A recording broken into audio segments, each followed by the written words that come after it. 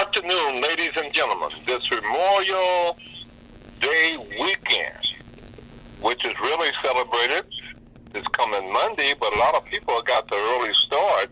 But what we want to do, we got some border wars, we got hate crimes, we had what happened in Buffalo, what happened in Texas, while the NRA was having their national meeting with the Honorable Donald Trump. And we'll go from there. But in the first place, we're talking about Decoration Day back in 1866, right after the Civil War, then 1868. But let's go to our Honorable... I hear something in the background. Well, let's go to our Honorable Scott Owens about hate crimes. Hold on, please. You guys go ahead. I don't know why somebody's knocking on my door. Scott, go ahead. You guys go ahead.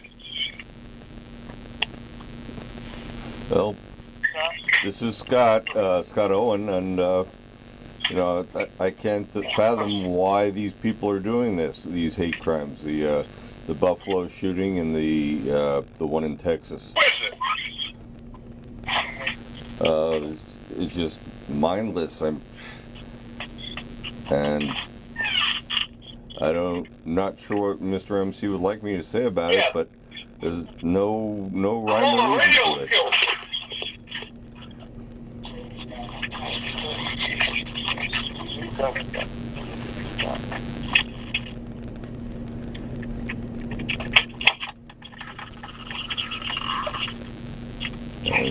Just go ahead. And it's. What are we talking about now? We're still talking about hate crimes and what I think about them. They're mindless. People who do things like that are evil, and there's no reason for hate crimes. If anything, we should be loving each other.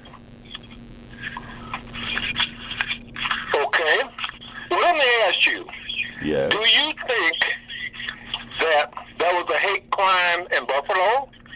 And there was a hate crime in Texas this past week?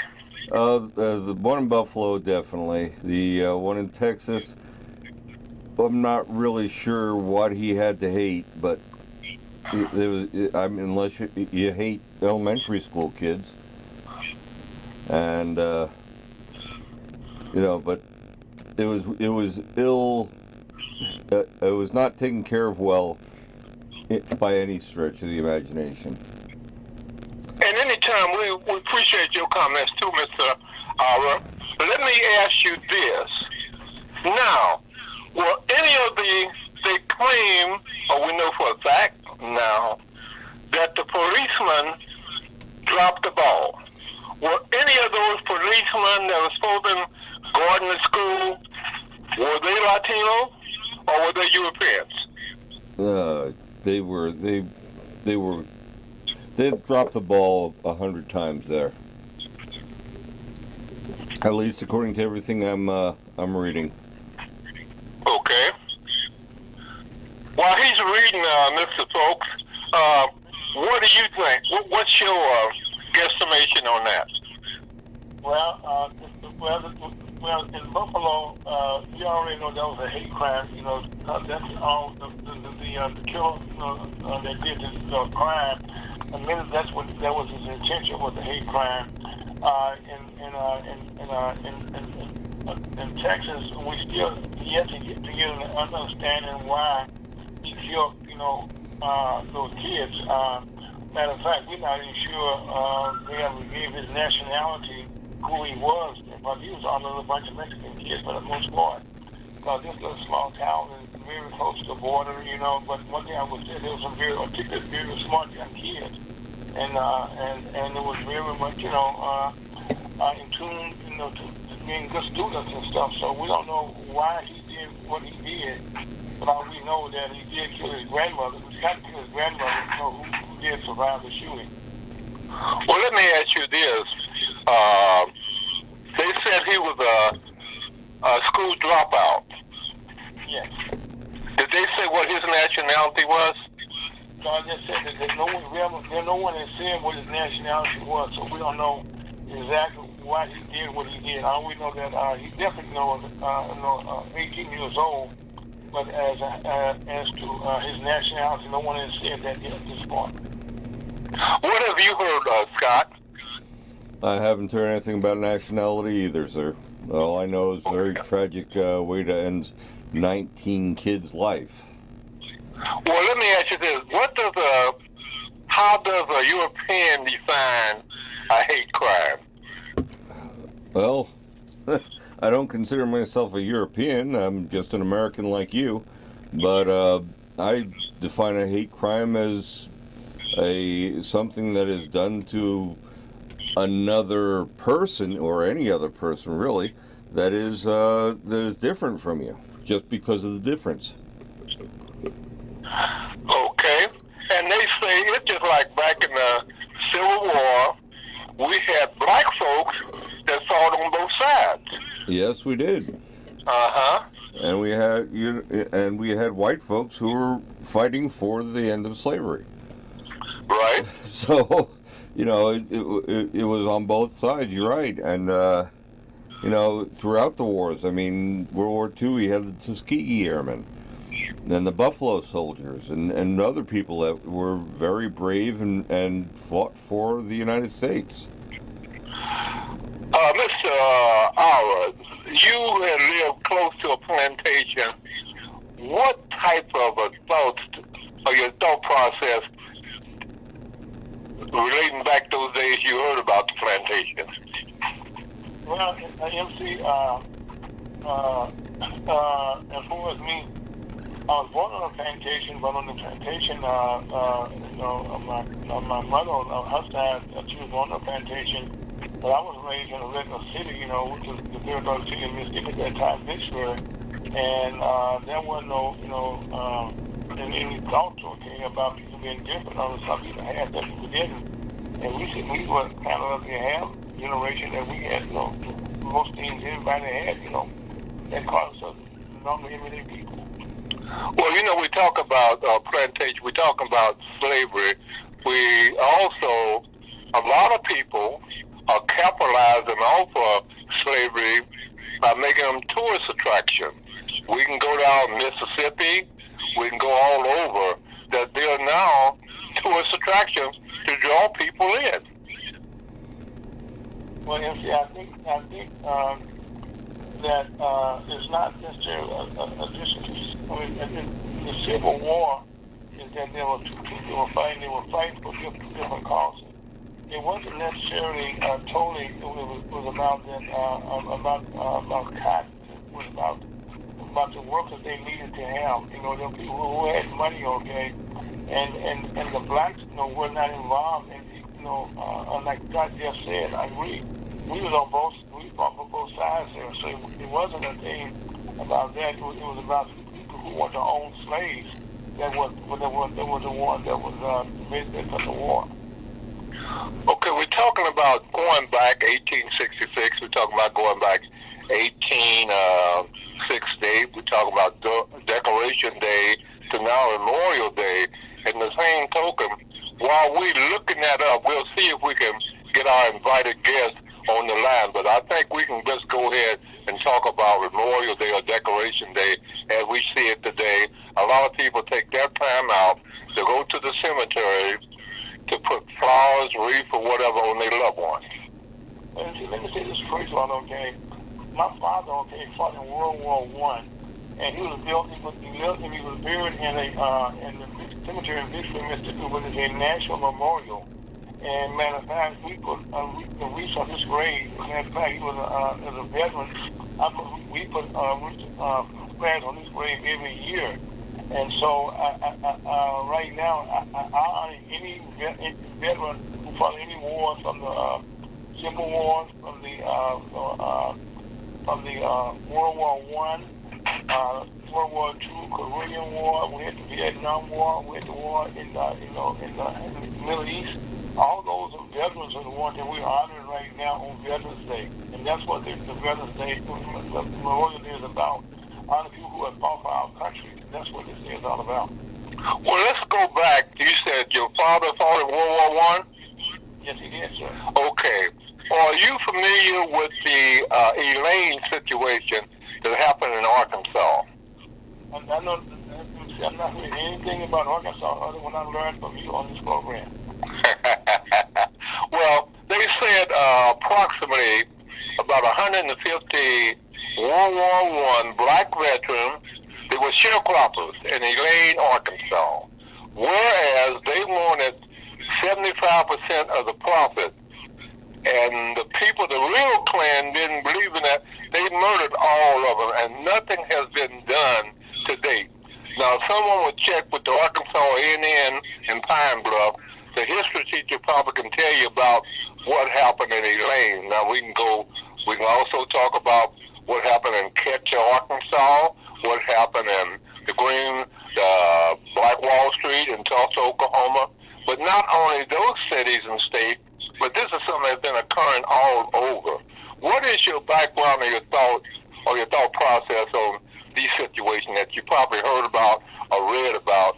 Then we're into the 1619 project, and coming up in September, we're going to have some very state-of-the-art workshops dealing with that and other prominent things, we think, as it relates to people of color, but not only people of color, but people in general.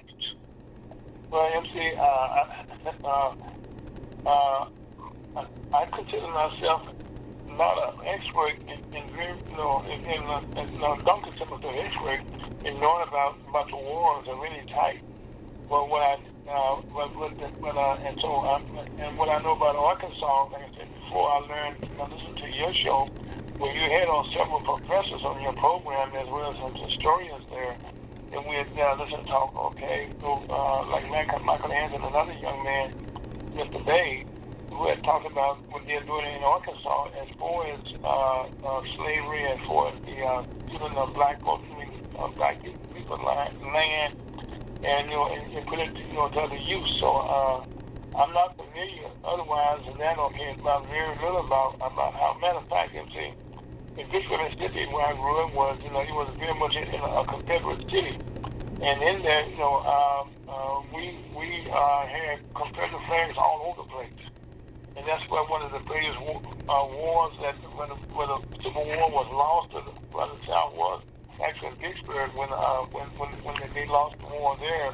When they were expecting the North to come up the river, come up the river to invade Vicksburg, and the general went around.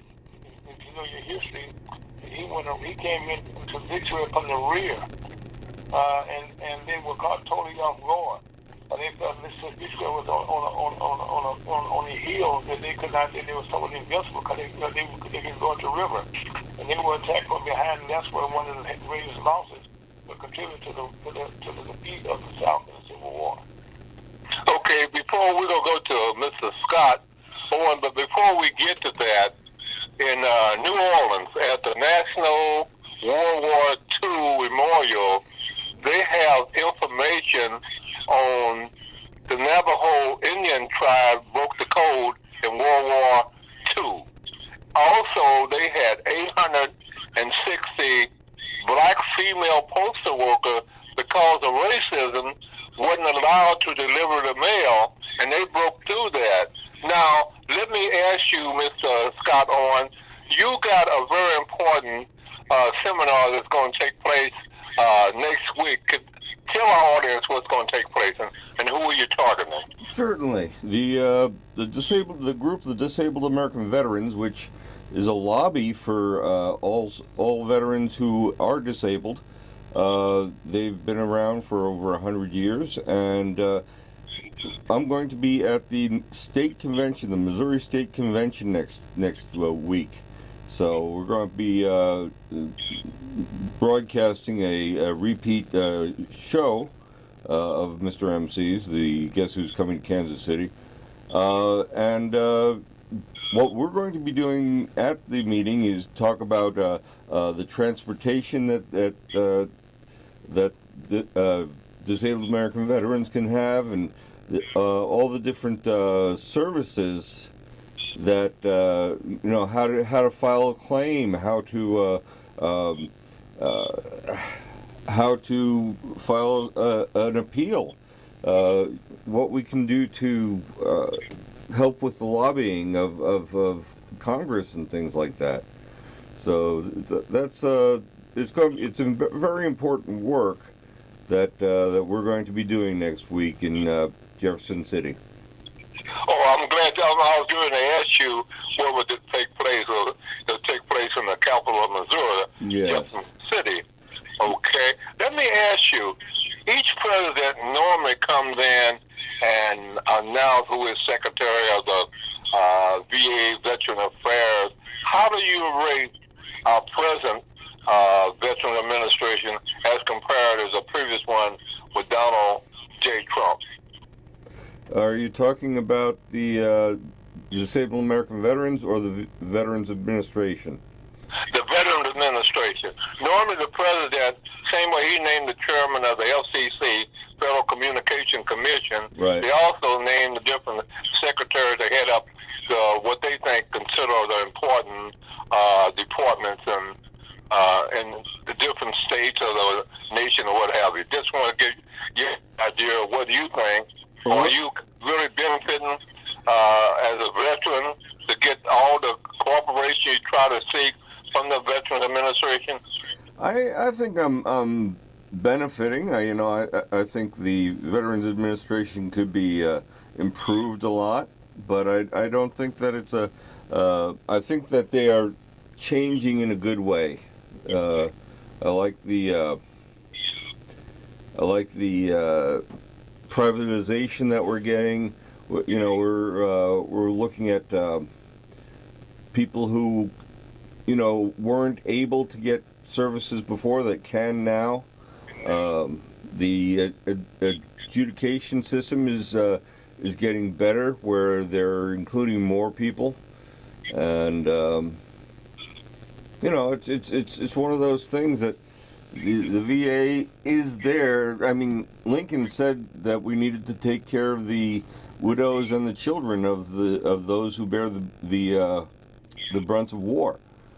And well, let me ask you this. Yes. You'll be in Jeff City next week, and we'll be rebroadcasting this show next week. Sure. Is there a registration fee? How do people get involved who would like to be a participant in it? Do they necessarily have to be a veteran or veteran spouse or family?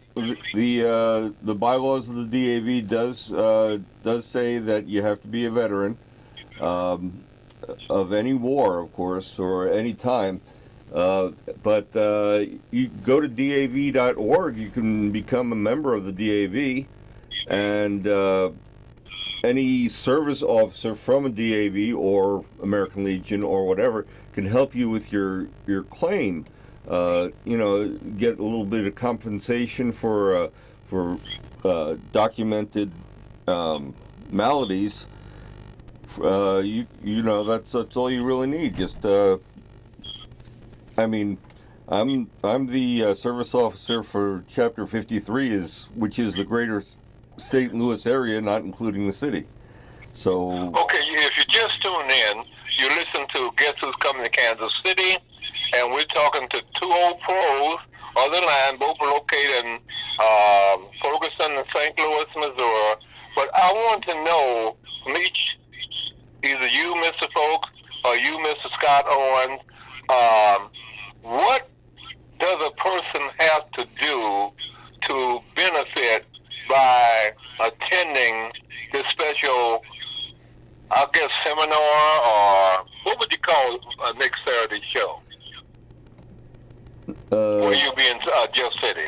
Well, it's the DAV State Convention, and it's where your service officers are going to learn how to be a service officer. In other words, what paperwork to fill out, privacy issues, etc., so forth. But I believe you can attend the meetings, but you have to be in the state executive committee to actually vote or anything like that.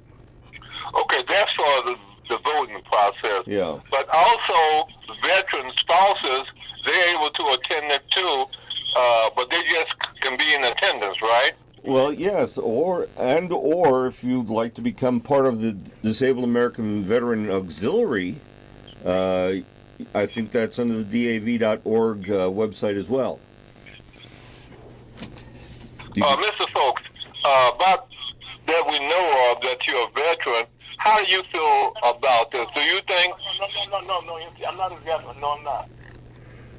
However, Mr. MC, you're a veteran. Yes, I am. Why don't you tell us about your experience? Okay. I've gained a lot by being a veteran, and they have served me well in a lot of situations. Some of them they need some improvement, but I cannot really knock the VA. Good. But what were you getting ready to say, Miss Sarah, folks? Oh, so I'm not a veteran. That's what I said. No, I'm not a veteran. No, I'm not a veteran. I understand that. Would you try to see if you can reach our featured guest, and while Scott and I carry on the conversation until you come back? He's on the line. He should be. He called in. Oh, okay. Yes, sir. Who's on the line with us? Lamar, you still here? Lamar Victor. Why have you been hiding, sir? We've been trying to reach you. Did you get in touch with Rob on a conference call? I did not. I was actually at a funeral today, and I just came out of it, and when I realized what time it was. Do you think you can reach him while we continue talking, sir? Yeah, let me try it right now. Okay. Now, you've been beneficial to veterans and non-veterans or people in general. What is your targeted market? Veteran Commerce, we work with, the black business and business in general here in the state of Missouri, as well as business around the country, and what we do, and we pretty much target young business owners, old business owners, and what we try to do is provide information on certain businesses, how they can be more profitable in either some case how to start businesses. And so we have a bunch of that, that we have pretty much, and we have a lot of veterans themselves, be introduced to how they can possibly become, get loans and stuff, for their business and stuff like that. Yeah. Well, I know you don't just cover the state of Missouri, but one of your projects you got working and trying to get that rolling is down in Haytown, Missouri. Yes, we have a project in Haytown, Missouri that we started a little over a year ago, where our goal is to create a 5G experiment hub in a rural area. And by that we mean is that in the rural areas we are trying to bring the 5G technology into the rural area that building some housing, which is building 30 affordable housing units, supermarket, a laundromat, and also some commercial retail space.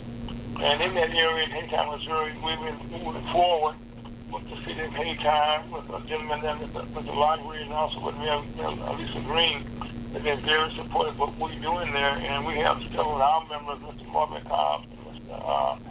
Lawrence Wood II, who've been, chairman members and very active. Also, so we have all of our members there, Reverend Larry Brown, and several of our members who have been working very diligently.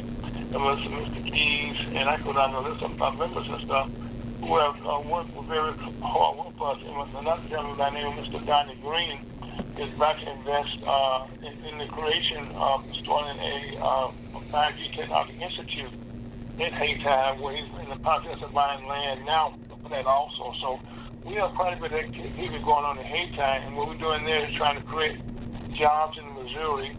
In Missouri, we don't have a lot of black businesses. We got a lot of black businesses, okay, but they're not the kind where they are, of a magnitude where they could be some major employers. And most of them, hire less than 100 people, but right now we're trying to change that by, working to do that. Okay, thank you. If someone wanted to become a member or somebody wanted to find out more about the Missouri Black Chamber of Commerce, how might they do so? They can find me on my email address is IRAFolks, IRAFolks@yahoo.com. That's IRA, folks, FOWLKS@yahoo.com. Get in contact with me, and I'll reach back out to you, and we'll provide you whatever that you need, and hope you become one of our great members. Okay, do we have Mr. Vickers back on the phone? Yes. Rob is actually out on his bike, and he got to get with Scott or Mr. Owen. Yeah, I'd be glad to ride with Mr. Owen got a tricycle. What do you call it? It's a Can-Am Spider. What we're talking about, Lamar, tell the people about your group. I know we had you on this show before. What is the name of it? Keeping the committee on guard? Well, I'm the co-founder of KCOG, means Keeping Communities on Guard. We are currently participating in the utility and the rental assistance program. Our position in that is we were listening to United Way and all these different people talk about the fact that they were going to have these programs available for people, and all they had to do was go online and do this and this and this. And we was like, but what about all the people who can't go online? So we are servicing those who don't have the ability or the accessibility to go online. Then we also participate in the food giveaways. We have been since COVID started. We actually was doing it a year before COVID. And, we've been doing that. We also were participants in the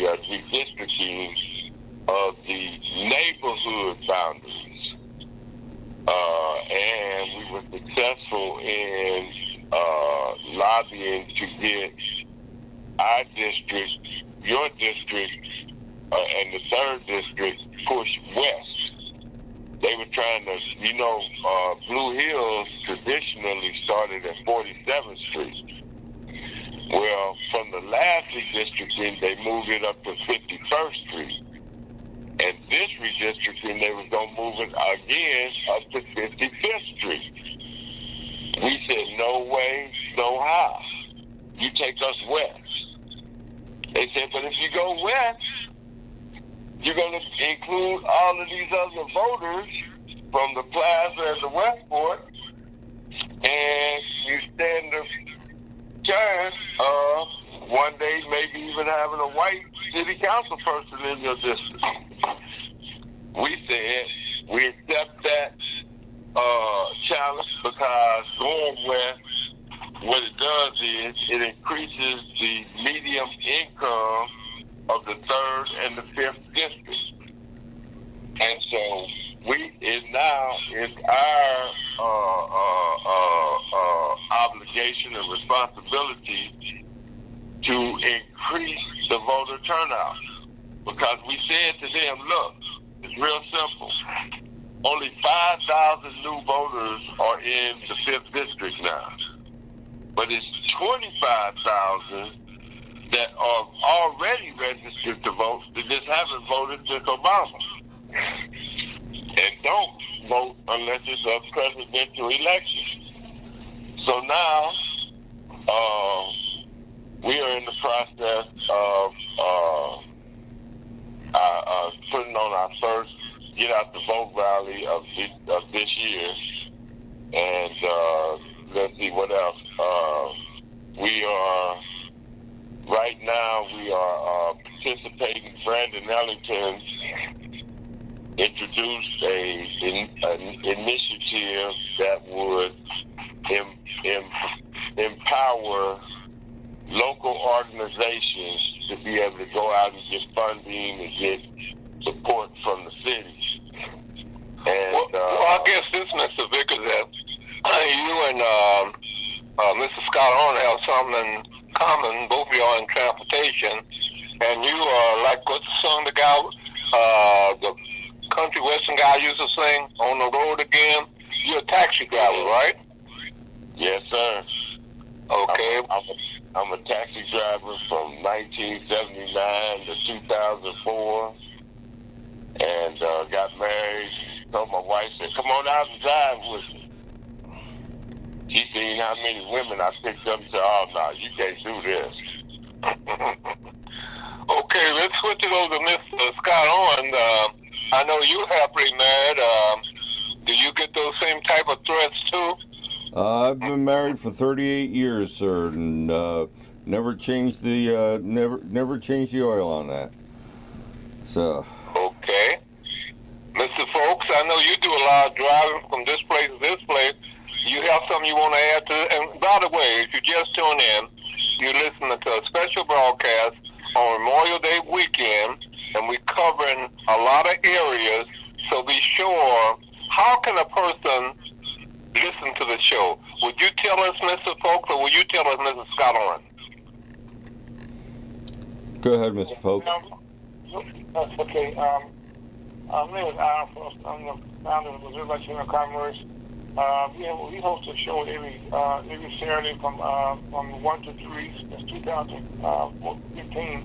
And the way you do that, we can be found on Ferguson, USA, HotTalkRadio.com. That's all one word. Ferguson, USA, HotTalkRadio.com. And once you do that, you can engage our station. And if you engage at 5 o'clock, you can get guests who come in Kansas City. Like going to Ferguson, USA, HotTalkRadio.com. You also can be heard on Facebook and YouTube, and also on Twitch, and also on our website also. Originally, Mr. Vickers, we wanted to talk about Memorial Day weekend. I know that's a busy weekend for you, but what are your thoughts on Memorial Day, formerly Decoration Day? You know, I tell you, I believe that going forward, all of these holidays and all of these have to have a significance as it pertains to us, and that we need to start getting a more Afrocentric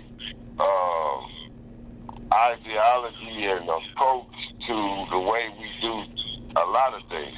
And if I could say this, I used to be the president of KCLG. Now William is the president. I've moved to the CEO position, and now I am right now forming what is called United Organizations Coalition. United Organizations Coalition. And I'm very interested in, like, maybe next week or week after, coming on talking about that, because all three organizations on this call, we want to be a part of this coalition. Well, let me ask you this. What is the mission and the purpose of the different organizations that you're a part of?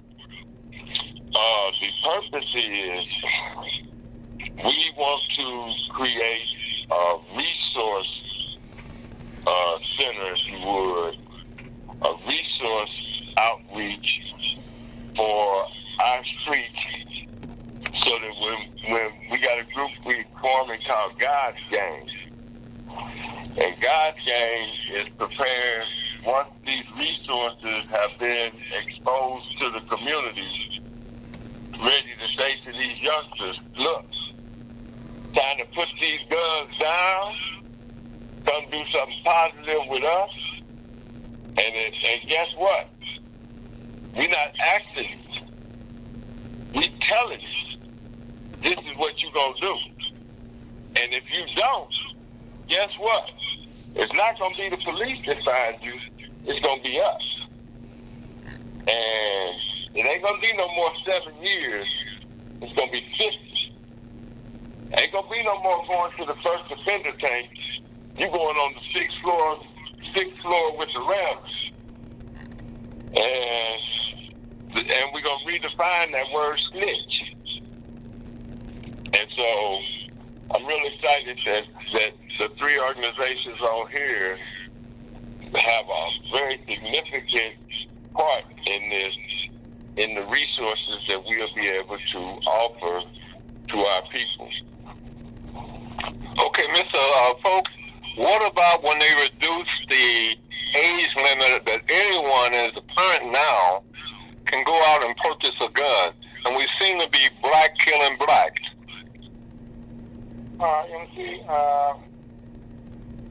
Missouri has some of the most liberal laws in the country. And right now, anybody 18 years of age can buy a gun. And most of those laws that we're talking about were created by our legislator, who was all Republican governor in the last 7 years. And right now, these guns in most states, especially Kansas and St. Louis, has been very detrimental to our communities. And right now, the rural communities right now are dominating our state legislators. And in the rural areas, the gun carrying all the time is no big deal. They carry most of rifles. But the handguns is becoming guns of choice. And that's what really creating havoc in all our communities right now, in our schools, on the street. And people, the kids finding guns and kill themselves. And that's why, to me, it's a bad idea. The laws were changed. They were not thought out, and it's a bad idea because we're proliferation of guns now in our communities, and it's not good for us. Mr. Scott Owen, will any of this be discussed in your meeting this coming weekend? We do not discuss politics in itself. We basically discuss what we need to do to help other people, to help veterans. That's what our mission is, and that's what we do. Well, since you're talking about the state of Missouri, approximately what's the number of members of veterans you have in your organization?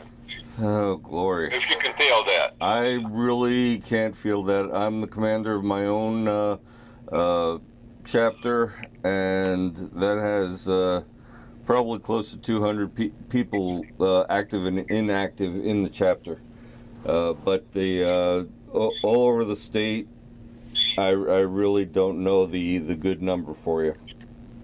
Since you said you're the commander of your own chapter, what is the name of your chapter? It's Chapter 53. That's the designation of it, and it's the funny thing is that every state has chapters starting at 1. So if I say Chapter 53, I'd be remiss if I didn't say Missouri Chapter 53. So that's the name. Well, let's switch to Mr. Folks and Mr. Vickers. What are your suggestions about tightening up on the gun laws of how anybody can purchase?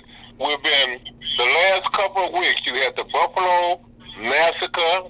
You had the massacre down in Texas, while the National Association, Rifle Association, they were meeting down there. What kind of discussion? Do you have any feedback on either one of those? Well, I tell you, I'm really excited about our previous discussions. We have went back to, we want to find out and see how we can affect the bullets. You know, the gun laws and the gun State your name too so people know who's talking. This is Lamar Vickers with KCLD. We just Thursday was talking about the fact that, see, the gun laws and the gun lobbyists, they are pretty much set with the guns. So now what we're looking at is how can we affect the sale of the bullets? Because without a bullet, a gun is nothing. So we are right now trying to research and find out how the distribution of bullets go from the manufacturer to the regional distributor to the stores. We were told that it's done by lots. And we just want to see if there's a way to be able to barcode the bullets as they're sold. No matter what we're doing, we have laws against people shooting other people, and basically, criminals are not going to follow laws, so they will shoot. You know, these people who are not paying attention to what a law is. They don't care.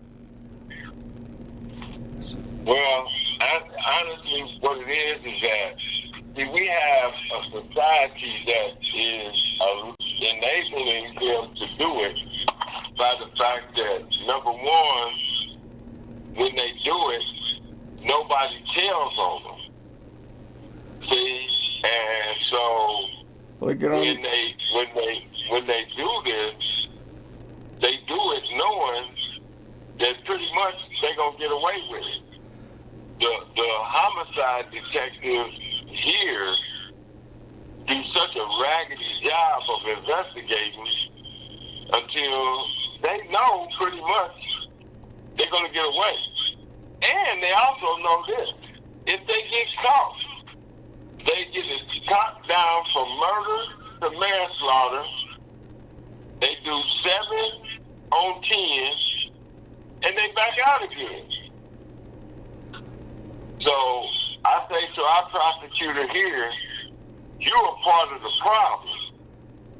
Okay. And so we need to lobby, and that's what we're up against. We're going to lobby that if you commit a black-on-black murder, no longer is it a 10-year sentence. It's minimum 50. It's 10 years if you're in the car. See, now if you're in the car, you do 1-2 years and you gone. No, it's you're in the car, that's 10 years minimum. And I guarantee you, when it get ready to go down, you get more people saying, "Let me out of this car." Okay, let's go back to 1790. That's when they said because of the landowners, they created the Second Amendment. How do each one of you gentlemen feel about the Second Amendment? I don't have a slight idea what the Second Amendment consists of, so I'll have to pass on that conversation. Okay, the other two is open. Well, the Second Amendment, that's the right to bear arms, right? yes, that is the right to bear And it arms. was done for people to protect their land way back in 1790. No, sir, it was done to allow for a militia to be maintained. Now, what year do you have? Well, stand by. I'll look it up, but it's pretty close to. While he's looking up, go ahead, Mr. Vickers. State what you think about this. You know, I believe that just like the Constitution, when it was written, it was not written with our well-being in mind. And just like when the gun laws was enacted, it wasn't done so that we could be armed. Matter of fact, we were talking the other day, and it was said that if you want to get the gun law changed, tell all the black people to go get registered. Why not? Tell all the black people to go buy guns, and let Congress see how many black people are not going out to start buying guns. And when he said that, it really made sense. See, it's just like one of my favorite things is the way governments work, the way City Hall works, the way the construction business works. All of this stuff has been going on for so long until they think it's normal. And so it's up to us now to write a new narrative to it all. Okay, now, Mr. Horner, have you had sufficient amount of time to look up the dispute that 1790 I quoted earlier? Okay, according to constitutioncenter.org, it was passed by Congress September 25th, 1789, ratified December 15th, 1791. It says a well-regulated militia, being necessary for the security of a free state, the right of people to keep and bear arms shall not be infringed. And yes, everybody should register and get and have at least the knowledge and the education of using an arm properly. Because if you understand that, you understand that you don't shoot at somebody who you don't want to kill. Okay, what about the people wanting to bear arms to protect their land or their property?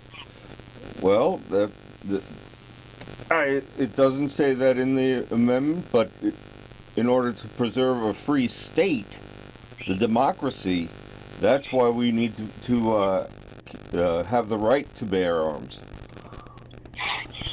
And that was established when now? It was passed by Congress in September 25th, 1789. Okay. Any other comments on that from Mr. Vickers and Mr. R. folks? I would say this. I was just down in the Ozarks 2 weeks ago. And being in that ride is from Kansas City to the Ozarks, what it showed is that is the plantations and all of that, and where we was where Missouri was the last to give up the slaves. I left that weekend saying, and the last of the areas to give up their slaves, I believe, was down in that area. And you know, I would further that by saying we ran across the street there was KK. The street was KK. With the K's looking just like the original KKK. And I asked the lady, I said, did that street used to be KKK? And she was a white lady, and we was all together. And everybody I was with, they kind of got embarrassed because they was like, Lamar, don't, you know. But the lady was about to answer me. There's nothing wrong with that. I mean, well, probably a lot of people don't want to answer because they don't want people to know they might know more than they actually know. But I used to go down in Clinton and what have you, in all parts of Missouri when I worked for the Kansas City plant, and they had these militias organizing handguns and the whole ball of wax. Back then, that was from 70 to 78. 1970 to 1978. I no longer believe when they say that Missouri was the last to give up their slaves. I used to think they were talking about Kansas City and St. Louis. No. No. And I believe it starts around Higginsville and works its way, I guess that would be east. Yeah, Higginsville was approximately about 40 miles from Kansas City, Missouri. I believe so. That was a very enlightening weekend, and even to the point where all of those people live all those different places, and they got one church in the middle of nowhere, and you can see everybody 30 minutes away, an hour away, they migrate and come to that one church. Okay. Do you believe that church religious people are doing anything to eliminate racism, or is that part of it? The conscious-minded churches, they do their best, but this is such a profound responsibility until it's going to, and that's what I'm excited about when you say about us and our mission. Our mission is to prove the power of the people if they can come together. And we believe that if we can finally bring people together, that we can create a synergy that cannot be stopped. In case you just tune in, we're into our last 10 minutes of this show, which will be rebroadcast next weekend. And what we missed today, you'll be sure to tune in next week, and you'll get the things that maybe we're not covering today. We'll try to cover it now. So in this last 10 minutes, each and every one of you state some things that our people should be very cognizant of. More importantly, when is the next time people will go out and vote? Well, in the state of Missouri, the next national primary is in August for people to vote for our state and federal positions. Those people running for the Senate and people running for be nominated for the congressional seat that just been redistricted most recently. And those are elected also for your state representatives for your state senators. And those are elected for your municipal workers. Those are different times, but right now your state workers and federal workers, they all be taking place in August. I know, Mr. Owen, you say that you guys don't get in politics, but on the same token, I'm quite sure, do y'all push to get people registered? yes, we do. I mean, we promote Americanism, and part of Americanism is getting out and voting, whatever your opinion is. I know, Mr. Vickers, you had the two, my city councilman, and then her husband, about redistricting and things like that. Can you kind of tell us where you are on that? When they said, will Emanuel Cleaver be protected? Or they said to Denise Davis over in Kansas, they were trying to, and all this goes to the Secretary of State, right? Where they control it. Missouri is a red state. No, you see, excuse me, the state map was being drawn by the House, the Senate, and the representatives in Jefferson City, and the answer to your question, Mr. Cleveland will be protected. Okay. Now here's the kicker to that stuff.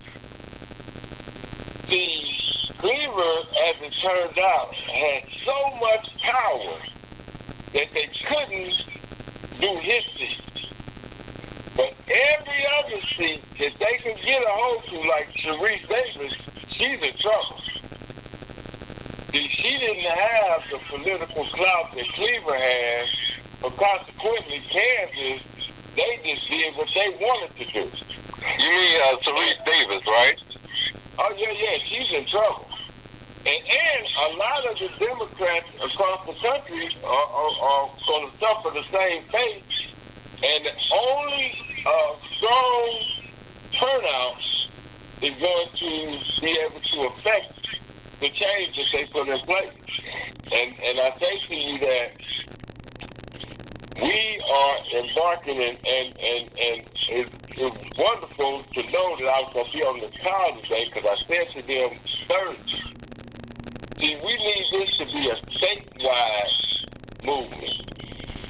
We need the Jeff City to realize that all of a sudden the people in the inner cities are waking up